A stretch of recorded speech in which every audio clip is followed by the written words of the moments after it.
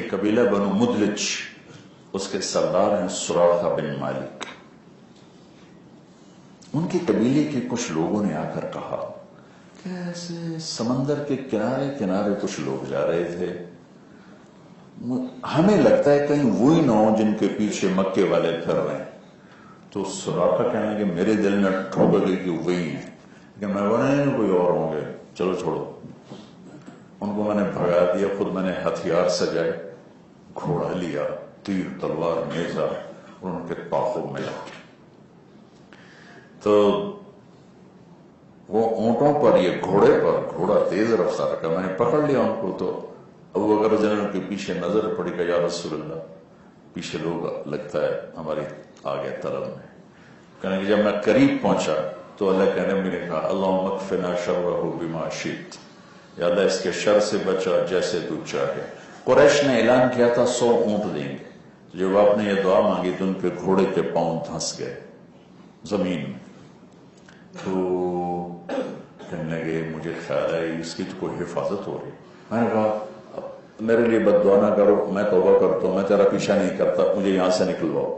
تو آپ نے دعا کیوں نکلا؟ کہنے لگے پھر 100 اونٹ کا لالچ غالب ہے. پھر میں نے گھوڑا اٹھایا، پھر آپ نے کہا یا اللہ اس کے شر سے بچا جیسے تو چاہے. گھوڑا پھر دھنس گیا. کہنے بس اب میں مان گیا ہوں، میں آپ کا کلمہ پڑھتا ہوں، آپ مجھے معاف کر دیں، آپ میرے لیے دعا کریں. ہم نے دعا کی، وہ نکل آئے. تو پھر آپ نے کہا سراقہ آج تو میرا پیچھا کر رہا ہے، وہ کیا دن ہوگا جب ایران کے بادشاہ کے کنگن تجھے پہنائے جائیں گے. آپ کس حال میں جا رہے ہیں؟ چند ہزار کی آبادی ہے قریش، ان سے تنگ آ کر آپ نکل کے جا رہے ہیں. اور خوشخبری کیا سنا رہے ہیں؟ دنیا کی سب سے بڑی سپر پاور کے بادشاہ کے کنگن تو پہنے. جب عمر رضی اللہ تعالیٰ عنہ کے زمانے میں ایران فتح ہوا تو مال غنیمت ہے، تو عمر رضی اللہ تعالیٰ نے فرمایا کہ اس میں فہرست پیش کرو. فہرست پیش کی گئی تو اس میں کنگن نہیں لکھے تھے. تو آپ نے کہا کسرا کے کنگن کدھر؟ کہا یہ آپ کے سامنے فہرست.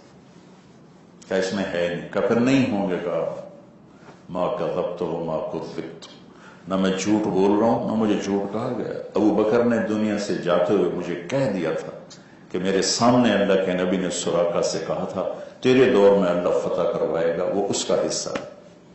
لہذا پھر سورا مال غنیمت کھولا گیا. کسرا کا ایک قالین تھا جس پر بیٹھ کے شراب اور رقص کی محفل ہوتی تھی. اس پر ایران کا نقشہ تھا، ہر صوبے کا گورنر اس میں بیٹھتا تھا، اور سینٹر میں کسرا بیٹھتا تھا، اور لڑکیوں کا ناچ ہوتا تھا اور شراب کا دور چلتا تھا.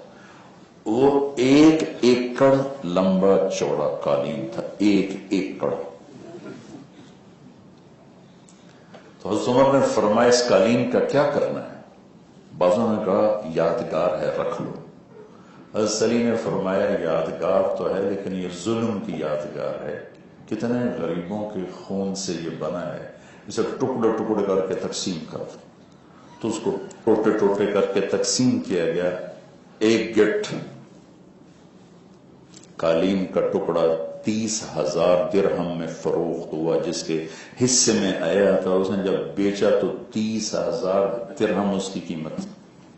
اور کسرا کا تخت آیا 170 ہاتھ لمبا، 110 ہاتھ چوڑا، جس پر 53 من اور 23 سے چاندی سونا لگا ہوا تھا، اور 1200 من چاندی لگی ہوئی تھی. اور اس کا 2.5 من وزنی تاج. 2.5 من پاتے کون بہ سکتا ہے؟ کھوتا بھی نہیں پا سکتا بندہ کی نفع. وہ ایک زنجیر کے ساتھ لٹکا ہوتا تھا، سامنے پردہ ہوتا تھا، اس وقت تخت پہ بیٹھتا تھا، تاج اوپر فکس کرتے تھے، زنجیر اس کو سہارتی تھی، پھر پردہ ہٹایا جاتا تھا تو اس کو سجدہ کیا جاتا تھا. تو اس طرح بہت بڑا خزانہ تھا. ڈھونڈتے ڈھونڈتے کنگن نکل آئے. آپ نے کہا سراقہ کو بلاؤ. سراقہ بیمار تھے اس دن، تو 2 آدمیوں کے سہارے سے لائے گئے. تو حضرت عمر نے خود پہنا ہے کہ یہ آج اللہ کے نبی کا فرمان سچ ہو.